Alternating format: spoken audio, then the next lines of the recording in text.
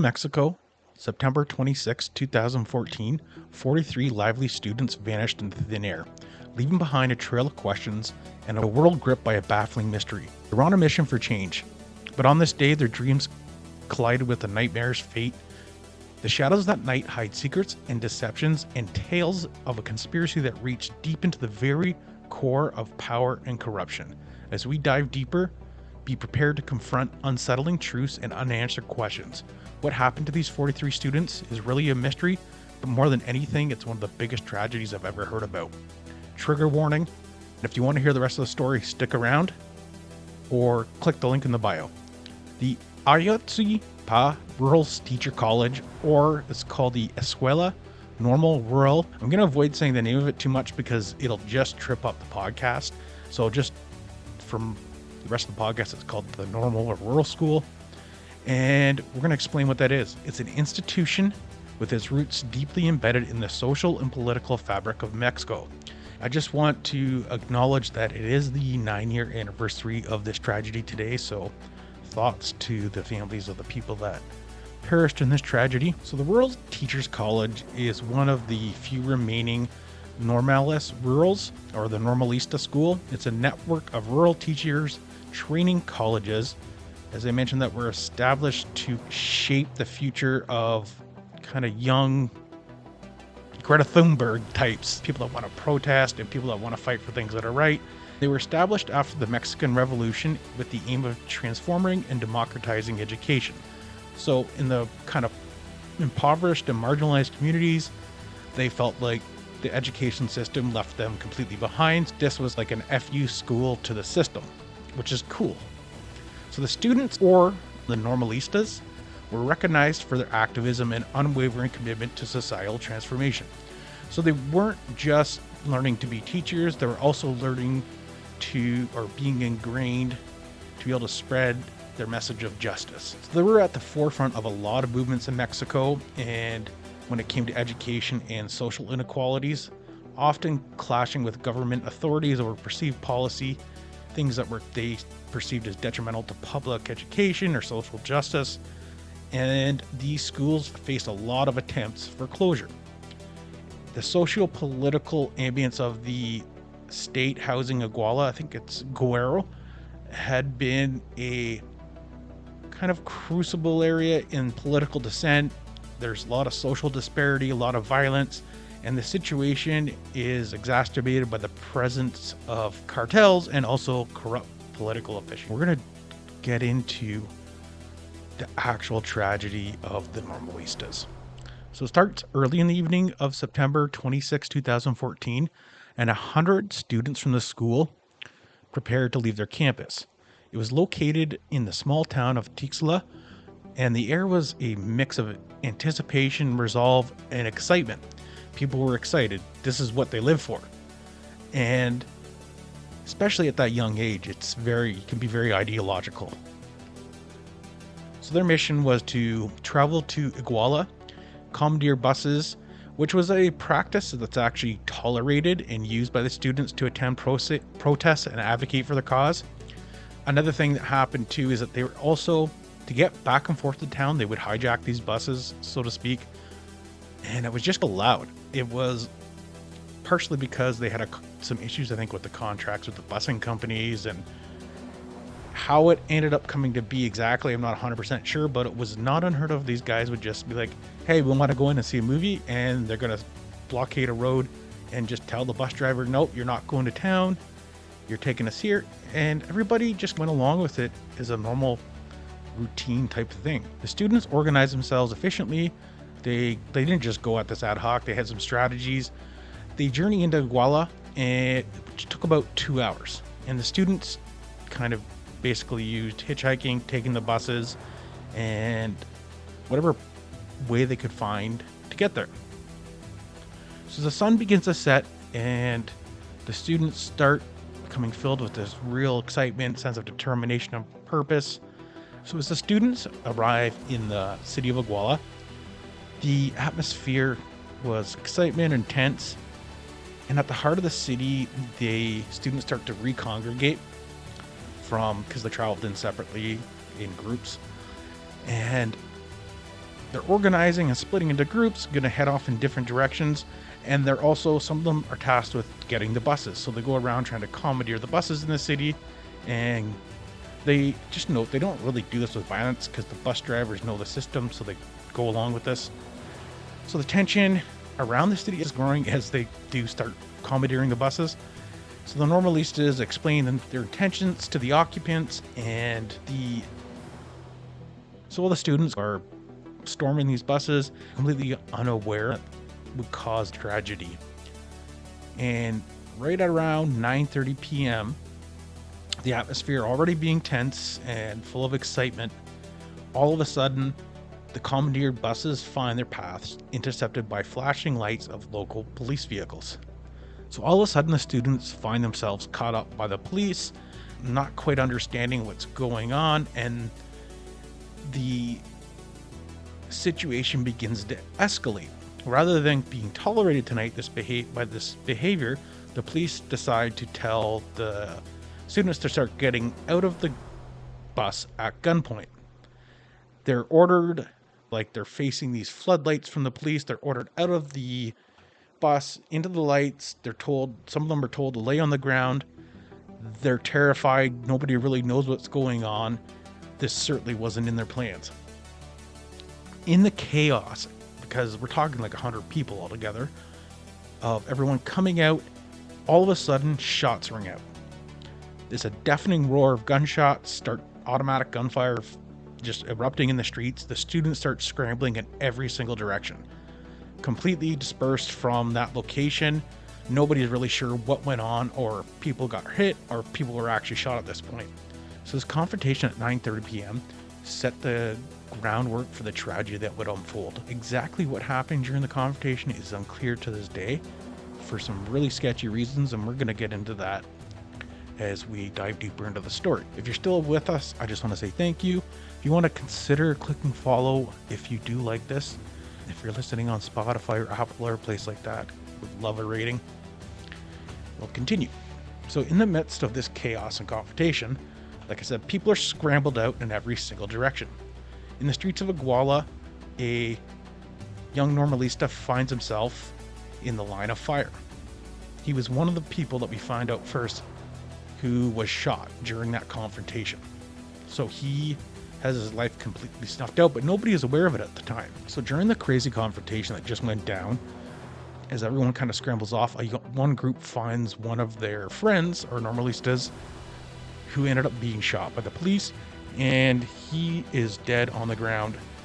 They look at their fallen comrade and they start to panic, realizing that the police essentially just executed their friend. So with the smell of gunpowder in the air and the footsteps running all around and the smoke and the chaos, it gives the cover for enough students to disappear into the alleys and disappear into the city itself to start hiding from, I don't know if they thought they were going to be killed or if they're just going to be taken to jail, but all they knew is they didn't want to be around any longer. Some of the students did find shelter in the nearby buildings, their bodies pressed against the wall, just hoping they aren't found.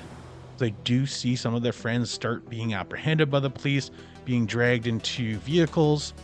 They just didn't know it yet. For the people that were able to disperse and not be taken away to the police or arrested, they eventually slowly start making their way back to the school and trying to piece together exactly what happened, thinking, hey, they're freaking out because their friend got shot, and they also think, I'm like, man, we got to go bail or get our friends out of jail.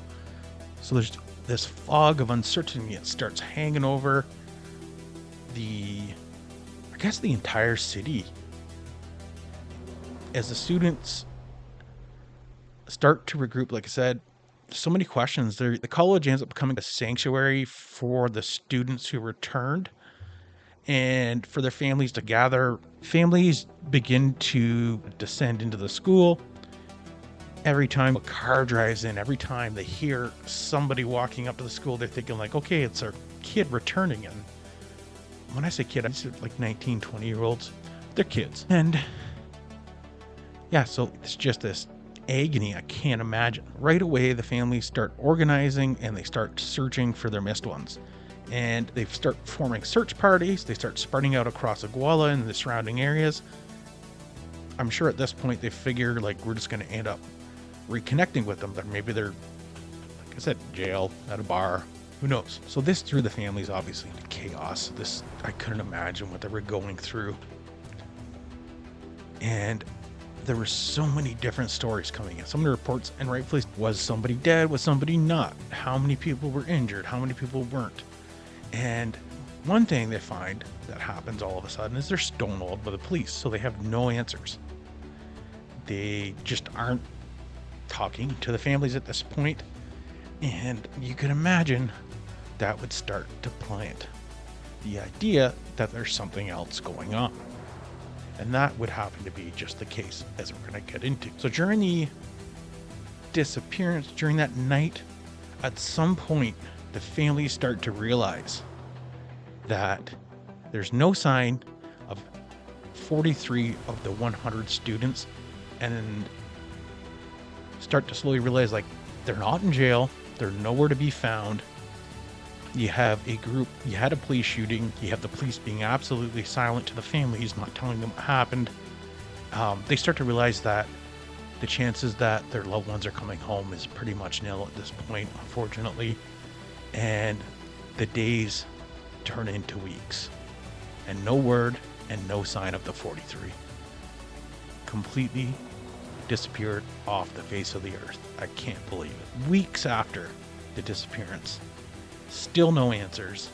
So it wasn't until several weeks after the disappearance that the first official pieces of information become publicly available from the police.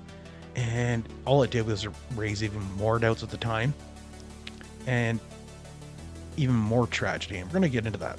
So you had, during the initial investigation after a few weeks, the discovery of several clandestine mass graves in the vicinity in the area around Iguala, located in a remote and isolated area, suggesting that there was an attempt to conceal the bodies. The discovery brought a mix of hope and grim realization that their loved ones were gone, and a lot of speculation surrounded the discovery of the bottle. So there was a lot of speculation around the discovery of these bodies, and it definitely set in the grim reality that their loved ones. Forensic experts were called in to meticulously examine the graves. They did DNA samples, a complete forensic workup, dental records. The bodies in the graves didn't match the profiles of any of the missing students, so it's not them, according to the police.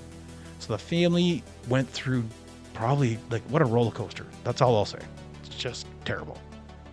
So realization that these bodies were not the students opens up a Pandora's box, because now you've got a mass grave and you got to figure out how these people are, which ends up being a whole other issue tied to this case. And it really opens up, it opens up the Pandora's box. Because of all the questions surrounding the unidentified bodies and the extent of violence around unreported and unresolved unresolved disappearances in the area, it helps set help make the case that there's a persistent lawlessness that's happening in the area, and a spotlight needed to be pointed. The spotlight needs to be pointed at the thing. So the public and the international community flips out. So the public and the international community puts a lot of pressure on Mexico and the state in this case, because not only do you have the 43 missing students, you just uncovered an entire mass grave and nobody was really aware of it. So you have massive violence going on. I remember when this came out in the news, actually, and right away it was blamed on the cartel, and I would think I had just traveled to Mexico around that time, actually, too. I remember thinking about this case because they made it seem like it was just some random cartel shooting in the Western news at the time. So with the pressure, obviously, a lot more investigative steps are being undertaken. Some money is flowing into the investigation to really figure out who's done this. And now, from a higher perspective, politically, looking down on this case, wondering, okay, what happened, guys? So we start to have an actual pursuit, or we'll just say the image of a pursuit of truth and justice being made. And there's a series of arrests that get carried out. Over 80 individuals, including local police officers, suspected members of the Guerrero drug cartel, and notably Iguala's mayor Jose Luis Abacara and his wife Maria de Los Angeles Pineda Villa. So these arrests made a significant turning point in the investigation. Was you're arresting all these cops and you're arresting all these political figures tied to these mass graves and the students missing. Like, that's a big fucking deal. If you have time to share the podcast, I would really appreciate that. It would help get the word out. It's a free way to support us. If you've been liking the episodes, please consider donating to the Kickstarter. We're coming to the end of our fundraising for season 2. We're not even close, and I'm broken. So they were getting stuff done, and it looked like they were starting to clean up some of these problems. The interrogations of the arrested individuals brought forth shocking revelations and allegations of deep-rooted collusions between local authorities and criminal organizations. It suggested that the missing students might have been handed over to the Guerrero's cartel by corrupt police officers acting on orders and incentives from higher-ups. The revelations painted a grim picture of institutional corruption in the intertwining of political power with criminal enterprises. The mayor in this case was particularly scrutinized due to his position of authority and the allegations surrounding him. It was revealed that Abacara had vested interest in preventing any disruptions on the night of the student's disappearance. He and his wife were hosting an event aimed at promoting Maria de Los Angeles Pineda Villa's political aspirations. She was going to be running for office. And they didn't want the event to be interrupted by the protesters. Speculation started to arise that he might have been behind the actual interception of the students that night by the police. The allegations against his wife were that she was very aware and pressuring in on this as well. You could imagine that the families and the people of these missing 43 students were not happy. So the stuff that's coming out from all these interrogations and the stories seems to point towards some information silos, some really important pieces, but it doesn't explain how they're connected. Like, why would they end up in the hands of the cartel to essentially be executed? That doesn't quite add up. Even with the political corruption and all this stuff, there's so many more ways they could have prevented these students from protesting. The fact that the police completely stonewalled the families and anyone looking for public information at the time, the other mass grave, all this stuff, there's so many questions and it is not pieced together, at least in my mind. I also want to point out that in addition to some of the people arrested, we had really high ranking officials, and there was people from the military, police, the government, in particular the Mexico's federal anti-kidnapping unit. The head of that, he was arrested in relation to this. So they really put the pedal to the metal with this, and they got all these arrests, they got all these people, but nobody ends up being convicted. And there's conflicting accounts. None of the stories end up having resolutions, and it becomes even more of a mystery, but there is a breakthrough in the case. The first one being that Alexander Mora, 19, one of the normalistas' remains were found. He was one of the few people that were found early on in 2014, but they were able to eventually match that DNA. So you have proof that one of their bodies was disposed of in an area or was intentionally hid, and ID was tried to be concealed. They eventually were able to get an ID on that. And then in 2020 and 2021, there was 2 more of this normalistas found in a ravine in La Carnacia, about 800 meters from the rubbish dump where the other person was found.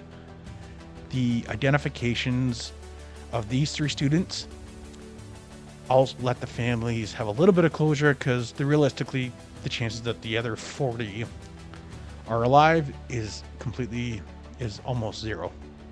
It would be great if they were, but I just don't see how. In the last couple of years, you have these identifications that don't explain anything. The bodies were burnt, they were, hidden, buried, and it's clearly murder. That's all we can really say about it. But there's a lot of speculation, there's a lot of theories on the internet as to how this actually went down. Not all of them are related to the mayor and his wife, and we're going to get into some of them. But first, we're going to explain from what the government actually said happened. So this is what they actually call this the official explanation of the historical truth. So this is the official explanation that ends up coming out from the Mexican government. And they labeled this as the historical truth, FYI. So according to this official account, students, after being intercepted by the local police, were subsequently handed over to the members of the Guerrero Unidos cartel. Like we mentioned earlier, the government asserted that the students met a gruesome end. They were mercilessly killed, their bodies incinerated in a garbage dump, and the remaining ashes and fragments were discarded into the nearby river. However, there's a lot of disbelief and skepticism over the story because it doesn't make a lot of sense. It's a pointless murder, so to speak. However, there was a ton of inconsistencies when looked at from the bigger picture, and you examine the stories and accounts from the other students, and scientific examinations and testimonies didn't also align with the conclusions drawn by the government. There was no real transparency, so there was nothing for people to really also, one way or the other, come up with their own explanation as to where at least these other 40 people are. One thing though with that is that the Mexican government does say that there's a renewed commitment to getting to the bottom of this, so it's not completely forgotten about and closed case. And there is some things that are still going on to this day.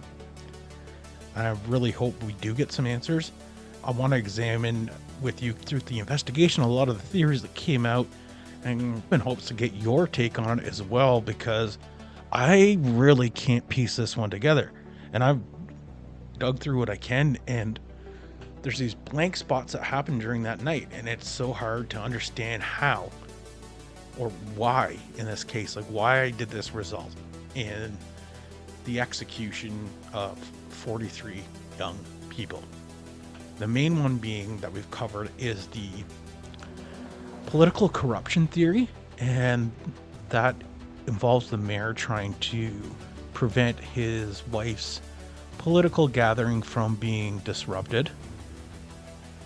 The local police acting under the directions of the mayor, essentially executing and intercepting the students and letting the cartel do the dirty work for them. It's easier than, I guess, whatever they thought was going to happen to them for letting them go. One of the biggest things with that theory that's so alarming is that it's highlighting that there would be a collusion between the large criminal organization and the very organizations that are supposed to be protecting people. It seems more common these days than I'd like to admit. Okay, so another thing is that another theory that kind of speculated is a wrong place, wrong time kind of thing. So the students were unintended targets. They inadvertently became embroiled in the perilous realm of organized crime. So it's suspected that one or more of the commandeered buses were actually clandestinely transporting illegal narcotics or substantial amounts of money that was unbeknownst to the students. So they got caught in the crossfire. The students were unaware of the concealed contraband and found themselves basically in the center of this deadly confrontation with criminal entities and the police. The theory posits that in the case where there may have been drugs on some of the buses and they were commandeered by the students, that might have been considered completely unacceptable by the cartel, and they were going to send a message. It's haunting to think that 43 people would be murdered, even if, like shit goes wrong with drug shipments, man, but fucking 43 people. Ugh, not cool. Anyhow, the unintended targets theory, though, does raise questions because, again, it comes... Yeah, the cartel does a lot of violent stuff, and the cartels in Mexico have caused a lot of collateral damage, but this just seems so, like, needlessly over the top, because anytime you're carrying out that level of atrocity, you're not just going to attract the attention of the local police, the federal police, the military. It attracted the attention of the entire world. So that in itself would be horrible for your drug business. So it makes me wonder if that could actually be the case. Another theory is that the 43 students were actually erroneously identified as members of an affiliate rival drug cartel, and that they were trying to take out essentially what they thought was another criminal organization operating in the area. So again, just mistaken for the wrong people. Yeah, it's possible. Did it happen? I bet you it didn't. I don't see it.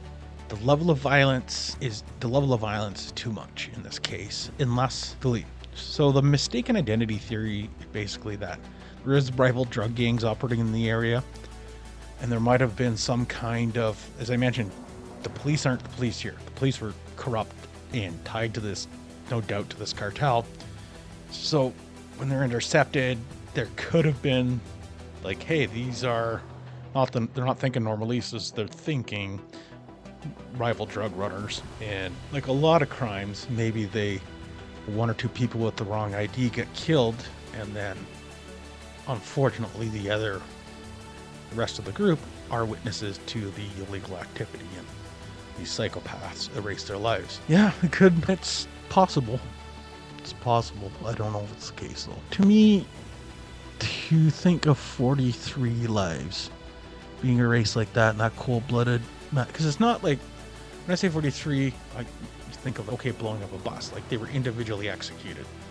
So you're 43 times the trigger is being pulled, and it makes me wonder that there was more to this. Doesn't make sense unless there was something else in it for them, like more money. So the theory being that they were targeted specifically to their value in illicit human trafficking and organ trade markets. Given the rampant corruption and collusion between the criminal entities and the local authorities, and it's very known that the cartels involved in this, it's plausible that these students, primarily young men who were healthy, were perceived as valuable commodities. For slavery, for organs, for sex. Any one of the three. There's no doubt that we just don't like to think that is a product line for the cartel, just like the drugs are. So maybe they executed them, but it's hard to see that if you're that cold-blooded to do that and you're already involved in trafficking everything, why would you destroy something that is worth money to you? I hope that is not the case. Not that any one of these cases is better than the other. They all result with them dying, but there's just something so much more dark and so much more cold about the human trafficking aspect.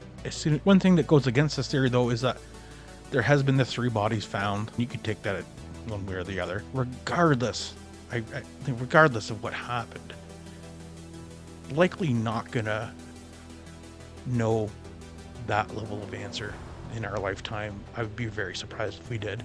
I do, however, hold out hope that there could be some more like identifications made on the deceased. Maybe see somebody be held accountable in terms of a conviction.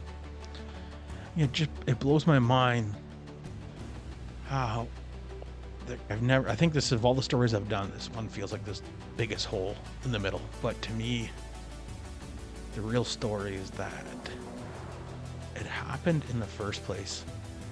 So there is a renewed investigation effort still ongoing. There's more and more DNA investigations being made from the original mass graves and things like that, because not all of the evidence or the testing was able to be done in ways that were completely conclusive, so they'll be able to improve on that. You have the possibility of a deathbed confession coming out. It's so hard when you get that level of deeply ingrained corruption, because if you're a corrupt person, putting someone in jail might mean putting yourself in jail too. Like, it's once one little domino falls in that kind of structure, everybody starts singing and the whole thing's over. I really want to hear your theories on this case. Drop it in the comments. Send me an email if you're listening to it on Spotify or something as well. There'll be a Q&A up.